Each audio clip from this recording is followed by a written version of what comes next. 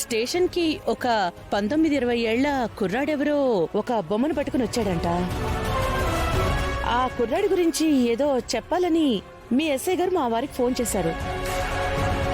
పాపం చెప్పేలోపే ఆయన ఇలా చనిపోయారు. ఆ కుర్రాడెవరో ఆ బొమ్మేంటో మీ సీసీ కెమెరాలో చూసి వెళ్దామని వచ్చాను.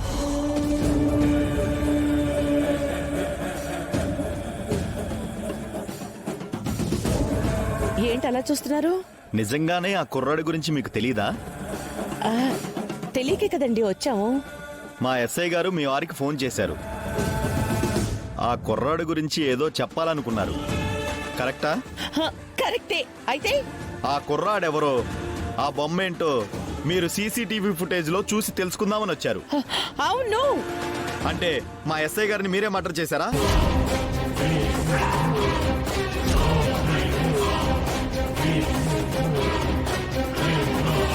రే, చిన్న పిట్ట పెద్ద పెద్ద కూతురు కుయ్యకూడదురా.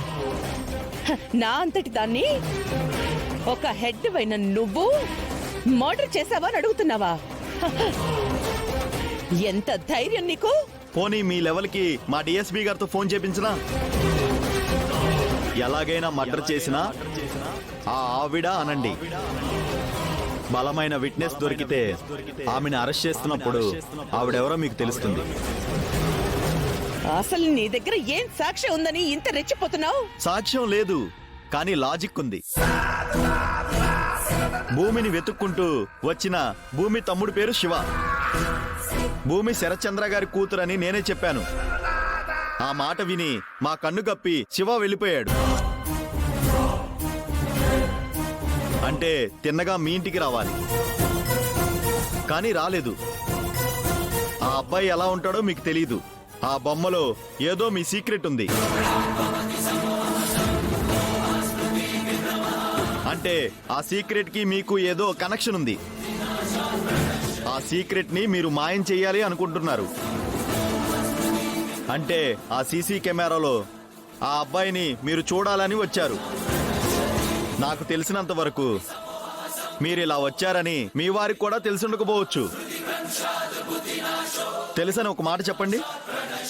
ఇప్పుడే నేను శరత్చంద్ర గారికి ఫోన్ చేస్తాను.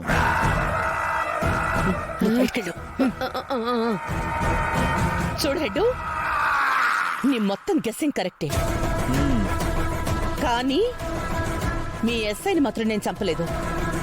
అదొక్కటే రాంగ్. నీ హెడ్ మాత్రం చాలా గట్టిదిరా. ఆపు. ఏంటి? అదుగో అదే గగన్ గాడి ఇల్లు. ఇక్కడ దాకా బొమ్మ కనపడలేదు అంటే ఆ బొమ్మ ఇంకెక్కడ కనపడుతుంది? అదే ఎవడి చేతిలోనో పడిపోయింది అమ్మాయి. అందులో ఏముందో నాకు తెలియదు గాని దొరికిన వాడికి తెలిస్తే మాత్రం నీ పని అయిపోయినట్టే. పూచ లెక్క పెట్టుకుంటూ ఊపిరి బిగబెట్టుకుంటూ 14 ఏళ్లు జైల్లోనే ఉండాలి. జైలు నుండి బయటకు వస్తావో జైల్లోనే బకెట్ తానేస్తావో ఎవరు చూశారు? అదేంటమ్మాయి అలా అరుస్తావు? ఉన్న చోటే ఆ బొమ్మ నుంచుంటే ఇప్పుడు ఇంత టెన్షన్ ఉండేది కాదు కదా. ఆ బొమ్మ ఎవరికి దొరికిందో, నీకు పోలీసుల నుంచి ఎప్పుడు ఫోన్ వస్తుందో అని నువ్వు టెన్షన్ గా బతకాల్సిందేనా?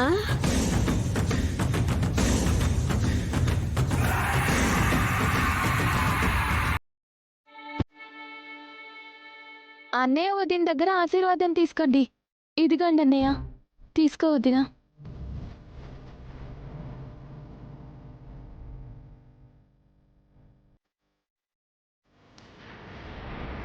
పిల్ల పాపలతో కలకాలం చల్లగా వర్ధిల్లండి.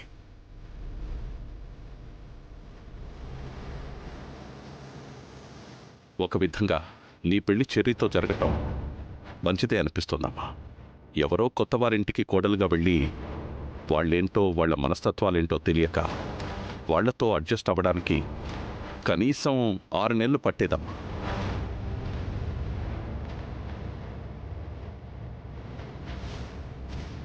అసలే నువ్వు కోపిస్తుంది. వాళ్లతో నువ్వు అడ్జస్ట్ అవ్వగలుగుతావో లేదో, నీ కాపురం ఎలా ఉంటుందో అన్న ఆందోళనలో మేముండేవాళ్ళం. ఇప్పుడు అలాంటి ప్రాబ్లమ్స్ ఏమీ లేవు. మీ మమ్మీ కంటే మీరా అత్తయ్యే నిన్నెక్కువ గారాబం చేసి పెంచింది.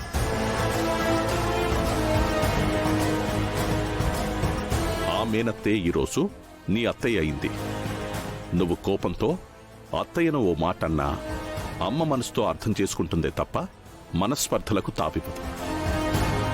ఇక అనుకోని పరిస్థితుల్లో కేపీని చెర్రీ ఒక మాట అన్నా గొడవకి ఆస్కారం లేకుండా మీ అత్తయ్య బ్యాలెన్స్ చేస్తుంది.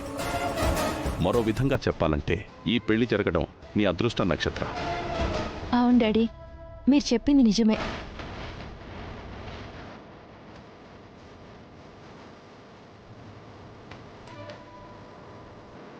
మీరు చెప్తుంటే ఇప్పుడిప్పుడే నేను రియలైజ్ అవుతున్నాను డాడీ.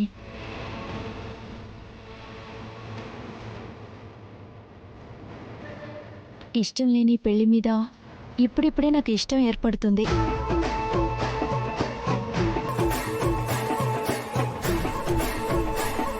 ఎవరినో పెళ్లి చేసుకుని ఎక్కడికో వెళ్ళిపోవడం కంటే పుట్టి పెరిగిన మన ఇంట్లోనే లైఫ్ లాంగ్ ఉండిపోవడం అంటే నిజంగా నేను చాలా lucky daddy.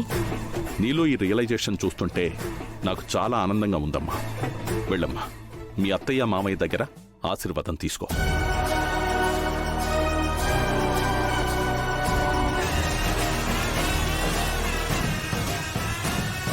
God bless you. చల్లగా ఉండండి. మీరిద్దరూ కలకాలం కలిసి హాయిగా జీవించండి.